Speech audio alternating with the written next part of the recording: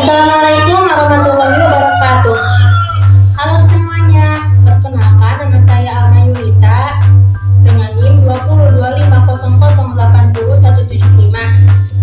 Saya dari kelas MN 25E. Di sini saya akan menjelaskan pengertian dan konsep dasar akuntansi, laporan posisi keuangan atau neraca, laporan laba rugi, siklus akuntansi dalam perusahaan jasa, dan peran laporan keuangan dalam pengambilan keputusan. Untuk mengetahuinya, yuk simak videonya. Kalian tahu gak sih apa itu akuntansi?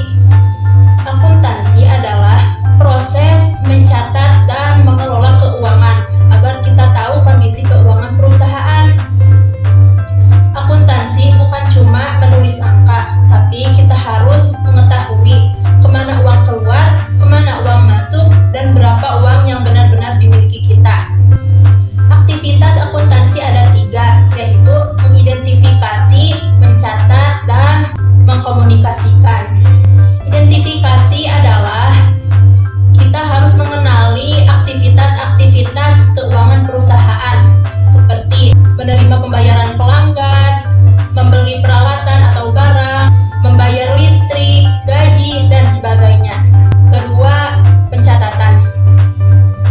Pencatatan yaitu kita harus mencatat transaksi-transaksi tersebut ke dalam jurnal atau laporan keuangan dengan sistem debit kredit. Yang ketiga yaitu mengkomunikasikan. Mengkomunikasikan adalah kita harus membuat laporan keuangan seperti laporan laba rugi dan neraca agar informasi keuangan dapat dipahami oleh pemilik usaha dan pihak lain. Ketiga aktivitas tersebut harus saling berhubungan, karena bila salah satunya tidak dilakukan dengan baik, maka pencatatan keuangan tidak akan efektif. Laporan keuangan tidak hanya berguna bagi pemilik usaha, tapi ada 2 pihak yang memanfaatkannya, yaitu pihak internal dan eksternal. Pihak internal adalah orang-orang yang berada di dalam perusahaan, seperti pemilik, pengelola, pegawai, dan sebagainya. Pihak eksternal adalah orang-orang yang berada di luar perusahaan, seperti pemerintah, pelanggan, investor, dan lain-lain. Kemudian persamaan dasar akuntansi. Persamaan dasar akuntansi yaitu aset sama dengan kewajiban ditambah modal. Yang artinya semua milik perusahaan pasti berada dalam 2 sumber, yaitu dari hutang dan modal. Aset adalah segala sesuatu yang dimiliki oleh perusahaan yang diharapkan dapat bermanfaat untuk ekonomi jangka panjang. Kewajiban adalah keharusan perusahaan untuk membayar kepada pihak lain, dan modal adalah aset yang dikurangi oleh kewajiban. Kemudian siklus akuntansi perusahaan jasa. Siklus akuntansi perusahaan jasa merupakan sebuah proses dari mulai pencatatan sampai dengan melaporkan keuangan pada perusahaan jasa, bukan barang. Dengan siklus ini, pemilik usaha dapat melihat keuangan perusahaan secara jelas dan teratur. Dalam siklus akuntansi perusahaan jasa terdapat 3 tahapan. Pertama, pencatatan. Pada tahapan ini, segala kegiatan perusahaan yang berhubungan dengan uang disebut transaksi. Setiap perusahaan harus memiliki bukti transaksi seperti kwitansi, cek, faktur, nota pembelian, dan sebagainya. Setelah kegiatan transaksi, data tersebut dimasukkan ke dalam jurnal umum dengan sistem debit kredit. Jurnal umum merupakan tempat awal pencatatan keuangan perusahaan secara teratur berdasarkan urutan tanggal. Contohnya, pada tanggal 2 Januari, bengkel membeli perlengkapan secara tunai sebesar 1 juta. Lalu pada tanggal 5 Januari, bengkel menerima pembayaran jasa servis sebesar 1.500.000 secara tunai.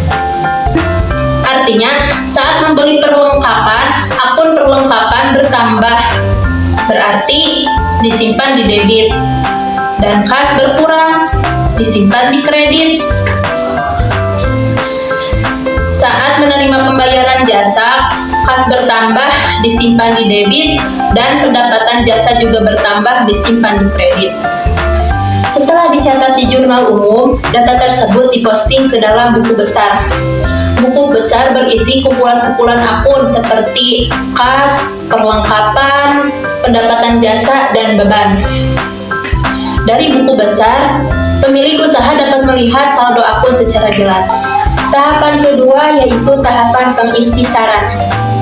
Tahapan ini berfungsi untuk merangkum data akun agar lebih mudah dipahami. Langkah pertama yaitu membuat neraca saldo. Neraca saldo adalah daftar akun-akun yang ada di dalam buku besar beserta debit kreditnya, disusun setelah mencatat jurnal dan posting ke buku besar. Setelah itu membuat jurnal penyesuaian.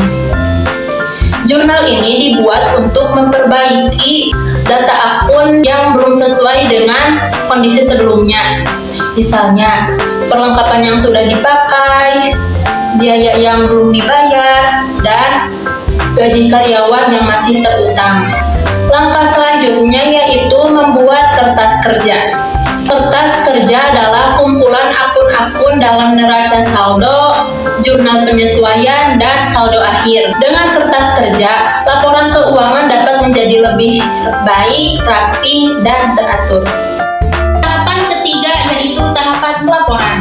Pelaporan adalah bagian ketika hasil pencatatan dan pengolahan transaksi disajikan dalam laporan keuangan. Perusahaan membuat beberapa laporan keuangan seperti laporan laba rugi, neraca, dan laporan perubahan modal. Laporan laba rugi.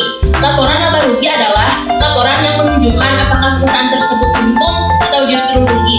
Terdiri dari pendapatan, biaya, dan laba bersih. Pendapatan adalah sesuatu yang masuk dari hasil penjualan dan jasa. Biaya adalah sesuatu yang keluar untuk menjalankan usaha. Dan laba bersih adalah keuntungan dari hasil pengurangan biaya.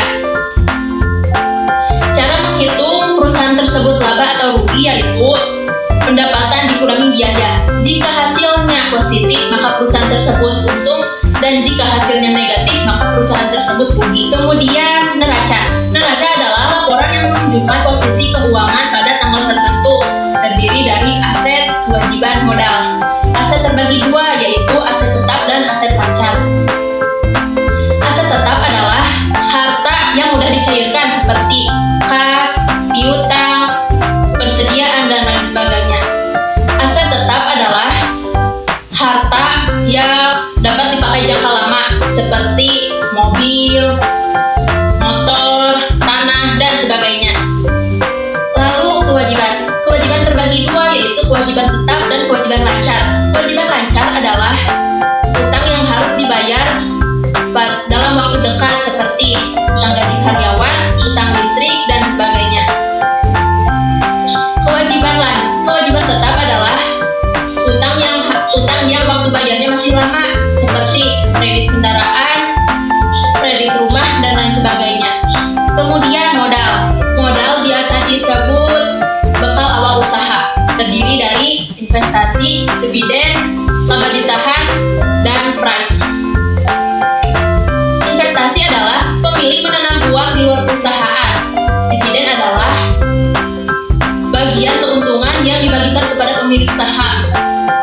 Laba ditahan adalah keuntungan yang dihasilkan perusahaan dan tidak diambil. Dan price adalah pemilik mengambil uang untuk keperluan pribadi. Setelah laporan keuangan selesai, maka dibuatlah jurnal penutup untuk menutup akun-akun sementara seperti pendapatan jasa dan beban, agar saldonya menjadi nol pada periode berikutnya. Setelah itu, dibuatlah neraca saldo penutupan. Neraca saldo penutupan adalah daftar akun yang dibuat setelah jurnal penutup diposting ke buku besar. Tujuannya untuk memastikan data saldo akun permanen seperti kewajiban, aset, dan modal yang hanya memiliki saldo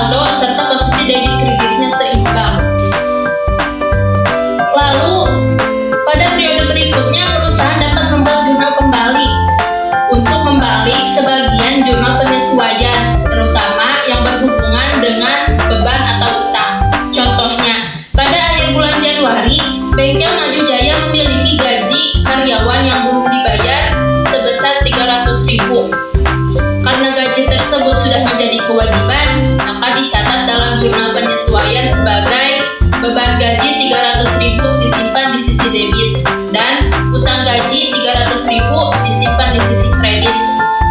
Namun, pada awal bulan Februari, gaji tersebut baru akan dibayar, maka dibuatlah jurnal kembali agar saat pembayaran nanti tidak terjadi pencatatan ganda, yaitu utang gaji 300.000 disimpan di sisi debit dan beban gaji 300.000 disimpan di sisi kredit. Jurnal ini bertujuan untuk membatalkan pencatatan beban gaji dan utang gaji yang dicatat pada periode sebelumnya, sehingga pencatatan di periode baru lebih sederhana. Selanjutnya yaitu peran laporan keuangan dan pentingnya pencatatan dalam pengambilan keputusan. Pertama, mengetahui kondisi perusahaan sekarang. Dengan laporan keuangan, kita bisa tahu apakah perusahaan laba atau rugi, uangnya cukup enggak, atau masih ada utang yang menumpuk. Kedua, membantu perencanaan masa depan. Dengan laporan ini, kita bisa tahu langkah selanjutnya. Misalnya, membuka cabang baru, membeli peralatan, menambah karyawan, semuanya bisa disesuaikan dengan data yang jelas. Ketiga, dasar evaluasi kinerja. Dengan laporan keuangan, kita bisa tahu apakah apa yang dilakukan perusahaan berhasil, misalnya penjualan naik, tapi laba turun, berarti ada sesuatu yang harus diperbaiki. Bisa dari biaya produksi yang terlalu besar atau harga jual yang kurang tepat. Dan terakhir adalah transparansi dan akuntabilitas. Dengan laporan keuangan, pemilik usaha, manajer, atau investor bisa tahu kondisi perusahaan. Jadi, kita bisa mengambil keputusan dengan baik tanpa merugikan siapapun.